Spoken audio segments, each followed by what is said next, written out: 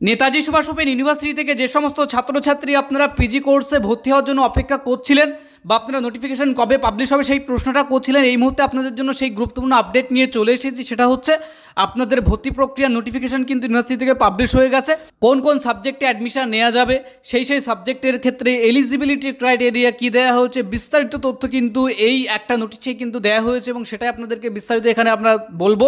এবং সেই কোর্সের ক্ষেত্রে কোন কোর্সের ভর্তি ফিস কত টাকা নির্ধারণ করা হয়েছে সেটাও আপনাদেরকে জানাবো। সর্বপ্রথমে এখানে আপনারা লক্ষ্য করুন যে প্রথমে যেটা লেখা হয়েছে programs offered by school of science, এখানে কিন্তু যে সাবজেক্টগুলোর ক্ষেত্রে আপনারা আবেদন করতে পারবেন, যারা MSc in mathematics, geography, geology এবং এনভায়রনমেন্টাল সায়েন্স বা পরিবেশবিদ্যা, এই সমস্ত সাবজেক্টগুলোর ক্ষেত্রে আপনারা আবেদন করতে পারবেন। সেক্ষেত্রে তারপরেই পাশে কিন্তু লেখা আছে দেখেন যে নন সিবিসিএস এবং সিবিসিএস, যে সমস্ত ছাত্রছাত্রী আপনারা নন সিবিসিএস ক্যান্ডিডেট তাদের কিন্তু আপনাদের কিন্তু অনার্স গ্র্যাজুয়েট হতে হবে এবং সেটা হচ্ছে ম্যাথমেটিক্সের উপরে। এবং যে সমস্ত ছাত্রছাত্রী আপনারা সিবিসিএস ক্যান্ডিডেট আপনাদের কিন্তু অনার্স গ্র্যাজুয়েট হতে হবে, সেটা কিন্তু ম্যাথমেটিক্সের সাবজেক্টের উপরে। এছাড়াও যে সাবজেক্টগুলো আছে জিওলজি, জিওগ্রাফি, প্রত্যেকটা সাবজেক্টের কিন্তু এলিজিবিলিটি ক্রাইটেরিয়া হচ্ছে সেই নির্দিষ্ট সাবজেক্টের উপরে তাদের কিন্তু অনার্স গ্র্যাজুয়েট হতে হবে।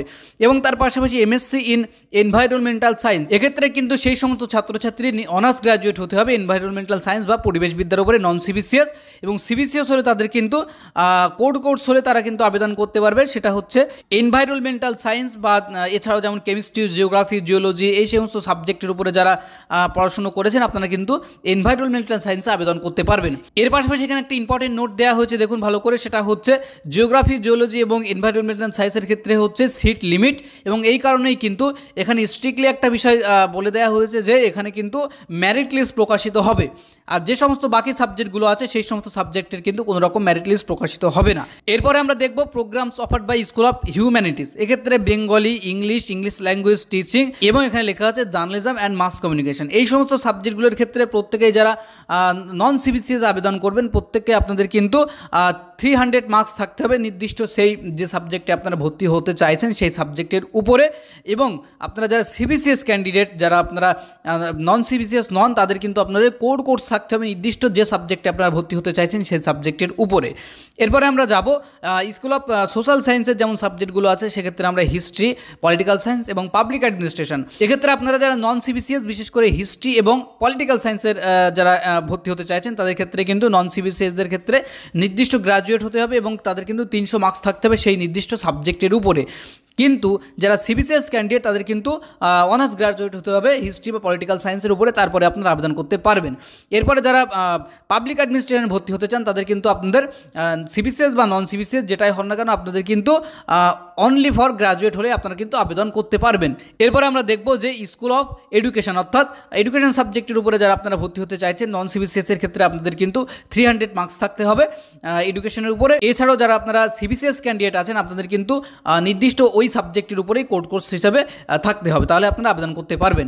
এরপর আপনারা দেখুন লেখা আছে যে স্কুল অফ প্রফেশনাল স্টাডিজ, তো এই ক্ষেত্রে দেখুন এখানে প্রথমেই লেখা আছে যে সাবজেক্টগুলো সেটা হচ্ছে কমার্স, সোশ্যাল ওয়ার্ক, ইকোনমিক্স এবং ইংলিশ।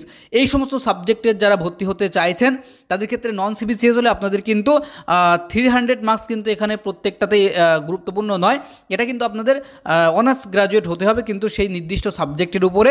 এবং শুধুমাত্র যারা ইংলিশে ভর্তি হতে চাইছেন নন সিবিসিএস ক্যান্ডিডেট আপনাদের কিন্তু 300 মার্কস থাকতে হবে, বাকি সমস্ত সাবজেক্টগুলোতে মার্কসের কোনো কড়াকড়ি নেই। কিন্তু যারা সিবিসিএস ক্যান্ডিডেট আপনাদের কিন্তু কোর্স হিসাবে এই যে সমস্ত সাবজেক্টগুলোতে অ্যাডমিশন নিতে চাইছেন সেই সাবজেক্ট কিন্তু আপনাদের সেই কোর্স হিসাবে থাকতে হবে, তাহলে আপনারা আবেদন করতে পারবেন। এরপরে আপনাদের যে গুরুত্বপূর্ণ প্রশ্ন সেটা হচ্ছে এক্ষেত্রে হচ্ছে কোন সাবজেক্টের ক্ষেত্রে কত টাকা ফিস নির্ধারণ করা হয়েছে সেটাও কিন্তু একটা স্ট্রাকচারের মাধ্যমে এখানে আপনাদেরকে দেখাবো। তো প্রথমেই দেখুন লেখা আছে যে MA in Bengali, history, English language teaching, political science, public administration, education and economics and MCom, এই সমস্ত সাবজেক্টগুলির ক্ষেত্রে টোটাল ফিস নির্ধারণ করা হয়েছে। এক বছরের ভর্তি ফিস হচ্ছে 4550 টাকা। এছাড়া হচ্ছে master of social work, MSW এবং এমএসসি ইন ম্যাথমেটিক্সের ক্ষেত্রে টোটাল ফিস নির্ধারণ করা হয়েছে 5950 টাকা। এছাড়াও যারা master of library and information science বা এমলিস করতে চাইছেন আপনাদের টোটাল ফিস পড়বে, অ্যাডমিশন ফিস হচ্ছে 10,750 টাকা। এবং যারা MA in journalism and mass কমিউনিকেশনের উপরে ভর্তি হতে চাইছেন আপনাদের টোটাল ফিস পড়বে হচ্ছে 13,750 টাকা। এছাড়াও আপনাদের এমএসসি জিওগ্রাফি, জিওলজি এবং এনভায়রনমেন্টাল সায়েন্সে ভর্তি হতে চাচ্ছেন আপনাদের কিন্তু টোটাল ফিস এখানে কিন্তু বলে দেওয়া হয়নি। প্রথমে যেটা বলা হয়েছে আপনাদের কিন্তু ফর্ম ফিল আপের দরুন 275 টাকা পেমেন্ট করতে হবে। এবং এখানে দেখুন একটা কথা লেখা হয়েছে to be paid at time of counselling, অর্থাৎ যখন কাউন্সিলিং হবে, অর্থাৎ যাদের নাম মেরিট লিস্টে আসবে ফর্ম ফিল আপের পরে কাউন্সিলিং হবে, তারপরে কিন্তু তাদের বাকি টাকাটা পেমেন্ট করতে হবে। অর্থাৎ যতক্ষণ না পর্যন্ত তাদের কমপ্লিট হচ্ছে মেরিট লিস্ট বা কাউন্সিলিং, ততক্ষণ পর্যন্ত কিন্তু তারা ভর্তি কমপ্লিট তাদের হবে না। তো এরপরের যে গুরুত্বপূর্ণ পয়েন্ট সেটা হচ্ছে কবে থেকে এই ভর্তি প্রক্রিয়ার ফর্ম ফিল আপ শুরু হচ্ছে, সেটাও কিন্তু এখানে দেখুন উল্লেখ করে দেওয়া হয়েছে 30/12/2024, অর্থাৎ ডিসেম্বর মাসের 30 তারিখ থেকে এই ফর্ম ফিল আপ প্রক্রিয়া শুরু হচ্ছে এবং এটা চলবে 30/1/2025, অর্থাৎ এক মাস ধরে, জানুয়ারি মাসের 30 তারিখ পর্যন্ত এই ফর্ম ফিল আপ প্রক্রিয়া কিন্তু চলবে।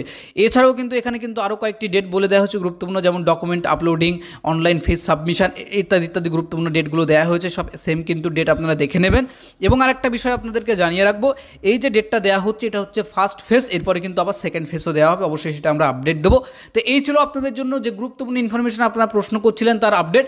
আশা করছি ভিডিওটি ভালো লেগেছে, যদি ভালো লেগে থাকে অবশ্যই লাইক করবেন, চ্যানেলে যদি নতুন হয়ে থাকেন অবশ্যই সাবস্ক্রাইব করে রাখবেন এনএসওইউ রিলেটেড সমস্ত রকম ইনফরমেশনগুলো সবার আগে পেতে।